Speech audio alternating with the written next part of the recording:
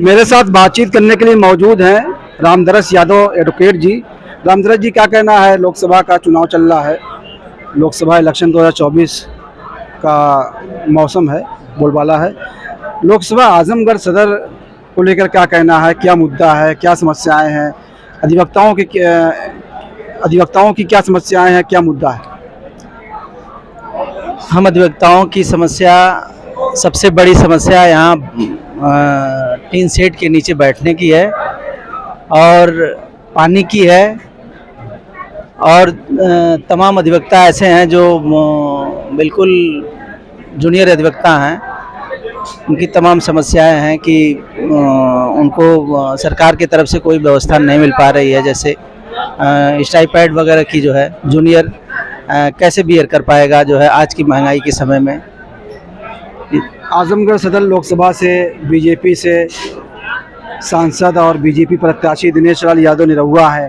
Samajwadi party से India महागठबंधन के प्रत्याशी पूर्व सांसद धर्मेंद्र यादव हैं। क्या कहना है इन दोनों प्रत्याशियों को लेकर? और जो भी प्रत्याशी चुनावी मैदान में, चाहे वो बीएसपी के हों, मसूद अंसारी या जो भी निर्दल हो, क्या कहना है? क्या लड़ाई रहेगी?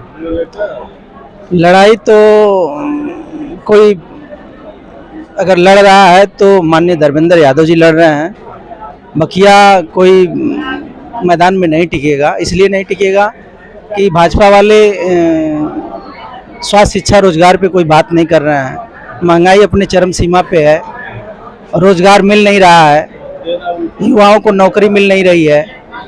तो भाजपा सरकार जो है अपने मुद्दे पे बिल्कुल फेल है, हर तरीके से फेल है। जनता अब उससे त्रस्त आ चुकी है, इसलिए जनता बदलाव के मूड में है और जनता बदलाव चाह रही है। और निश्चित रूप से इंडिया गठबंधन का जो है सरकार बनने जा रही है और यहाँ से जो है माननीय धर्मेंद्र यादव जी चुनाव जीतने जा रहे हैं। अधिवक्ताओं की सुरक्षा की बात हो या अधिवक्ताओं की पेंशन की बात हो, बहुत सारे यहाँ अधिवक्ता हैं जो विरुद्ध हो चुके हैं, जो ज़ईफ़ हैं, बूढ़े हो चुके हैं। तो इसको लेकर क्या कहना है? हम अधिवक्ताओं की सबसे बड़ी समस्या है कि इस महंगाई में जिस प्रकार से जो है जूनियर अधिवक्ताओं की कोई व्यवस्था ही सरकार नहीं कर पा रही है और जो सीनियर अधिवक्ता हैं उनकी कोई व्यवस्था, उनके पेंशन वगैरह की कोई व्यवस्था नहीं कर पा रही है। जो भी व्यवस्थाएं हुई हैं पहले माननीय मुलायम सिंह की सरकार में, उन्होंने जो है 2 लाख रुपए को बढ़ा करके 5 लाख रुपए कर दिया। और इस सरकार में हम और माननीय मुलायम सिंह की सरकार ने प्रदेश के हर जिले में अधिवक्ताओं के बैठने के लिए टीन शेड दिया है। यहाँ तक कि जो है तहसीलों में भी जो है बैठने के लिए जो है कमरे वगैरह, बिल्डिंग वगैरह मिली हैं। बाकी अधिवक्ताओं के बारे में किसी सरकार ने कभी कोई सुधि नहीं लिया है। जो भी सुविधा मिली है सपा गवर्नमेंट में मिली है अधिवक्ताओं को। हम लोग अभी पिछले कुछ महीने पहले जो है लगभग 1.5 महीने तक स्ट्राइक पे थे ग्रामीण न्यायालय के विरोध में। भाजपा की सरकार ने बिल्कुल मतलब 1.5 महीने में कोई भी पदाधिकारी भाजपा का या कोई भी जो है ऊपर से सांसद या विधायक या मुख्यमंत्री, किसी ने भी कोई सुधि नहीं लिया। 1.5 महीना अनवरत स्ट्राइक पे अधिवक्ता रहा और अपनी मांग को के पक्ष में की जो है ग्रामीण न्यायालय का जो है बहिष्कार हम लोग कर रहे थे। ग्रामीण न्यायालय को जो है उसका जो लागू किया गया है उसको ख़त्म करके यहीं दीवानी से जो है सारा किया जाए, जबकि ग्रामीण न्यायालय का कोई बहुत लाभ भी नहीं है। चूँकि यहाँ पे तो सुविधा मिल जाती है, तमाम अधिवक्ताएं हैं, अधिकारी भी सुरक्षित रहता है, अधिवक्ता भी सुरक्षित रहता है, वह अधिकारी भी सुरक्षित रहता है।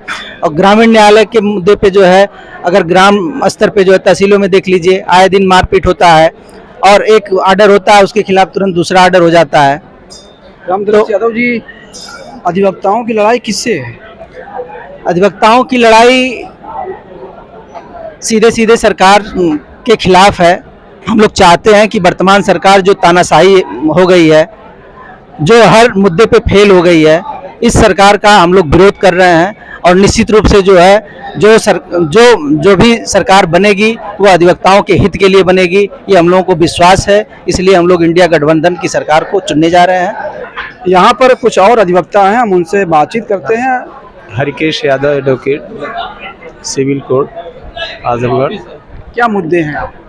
पहला मुद्दा तो यही है ग्रामीण अदालत, जिसमें हम लोगों की बड़ी क्षति हुई। 4 तहसीलें चली गई, कम से कम 50% मुकदमे चले गए। और वहाँ जाइए तो वहाँ न पुलिस कैब मिलेगा, न 2 रुपये का टिकट मिलेगा, न बैठने का साधन है, न इधर उधर खड़े होके झोला लेके जो है किसी तरह से जो है फाइल को निपटाया जाता है। अब क्षति क्या हुई आप लोगों को? क्षति इकोनॉमिक, शारीरिक, मानसिक पूरा क्षति हुई हम लोगों की। और इसमें जो है जो मीडियम के हैं, जैसे 40 के एबव हैं, उनकी तो घोर क्षति हुई है। गाड़ी चला के 1 घंटा उतनी दूर जाना आना, काम तो कराना ही है, करना ही है, लेकिन सुविधाएं एकदम जीरो है। पहले तो सुविधा होनी चाहिए। जिस तरह से एक मंदिर इतना भव्य बना है, इसके बाद में लोग दर्शन करने जा रहे हैं, क्या ये मंदिर नहीं है? इसको भी तो उसी तरह से सुसज्जित करके हमको वहाँ बुलाना चाहिए। एक जज जो है बाय गॉड भगवान होता ही है। तो इसके लिए जिम्मेदार कौन है? इसके लिए सरकार तो खुद जिम्मेदार है। बहुत पैसा इसमें है, इस पैसे का दुरुपयोग हो रहा है। नहीं तो बिल्डिंगें बताइए, 10 साल हुआ बिल्डिंग नहीं बनी, आखिर पैसा कहाँ गया, बजट कहाँ गया वहाँ का? उसके लिए जनता ही भागीदारी है। ये अपना परिचय। हमारा नाम विपिन कुमार राय है। सब क्या कहना है इसको? वकील साहब जो कह रहे हैं वो तो अच्छी बातें कह रहे हैं कि ग्रामीण न्यायालय जो बना है, सरकार की मंशा जो थी उस मंशा के अनुरूप कोई व्यवस्था मौके पे स्थिति जमीन पर नहीं है। जो मजिस्ट्रेट यहाँ सुरक्षित था, पुलिस फोर्स थी, अगल बगल सारे अधिकारी गढ़ थे, उनको उठा करके गांव के सचिवालय में भेज दिया गया, जहाँ पे हमको लगता है कि गांव वाले अपने खेत से सारे साड़ों को हाँक करके सचिवालय में रखते हैं। फिर वीडियो को फोन किया जाता है, वीडियो बनाया जाता है, तो वीडियो एक एनिमल्स कैप्चर, हाँ, उस व्यवस्था में न्यायपालिका को ला के रख दिए।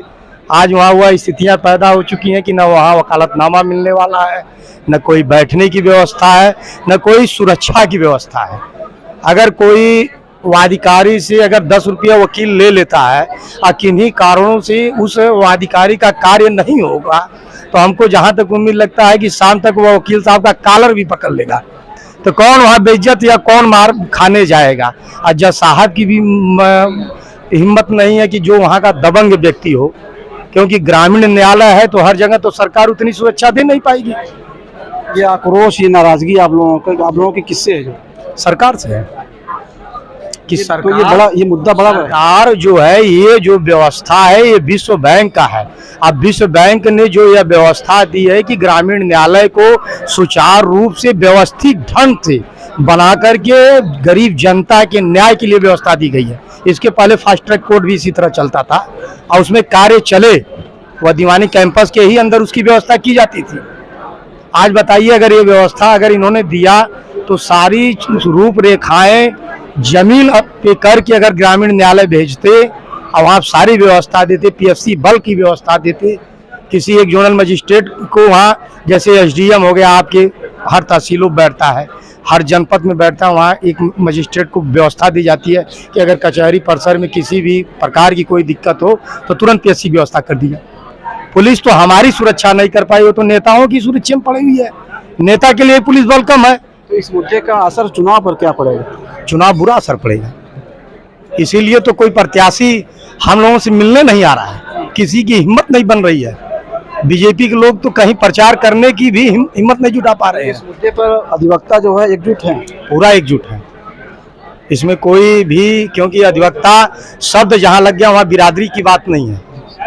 वहाँ पहले सबसे पहले अपना हित है, उसके बाद हमारे वादिकारी का हित है, और उसके साथ साथ अगर हमारा न्यायालय सुरक्षित नहीं है तो हमको इसलिए बनाया गया है। जिस तरह से आपको इस देश के व्यवस्था में एक अधिवक्ताओं को अच्छा रोल दिया गया, एक आप पत्रकार लोगों को अच्छा रोल दिया गया, ये सारे लोगों का हनन करते हुए ये अपना राज्य व्यवस्था का भी हनन कर रहे हैं, न्यायपालिका का भी हनन कर रहे हैं, अब पत्रकार भाइयों का भी हनन कर रहे हैं, सिर्फ अपना तानाशाही चला रहे हैं।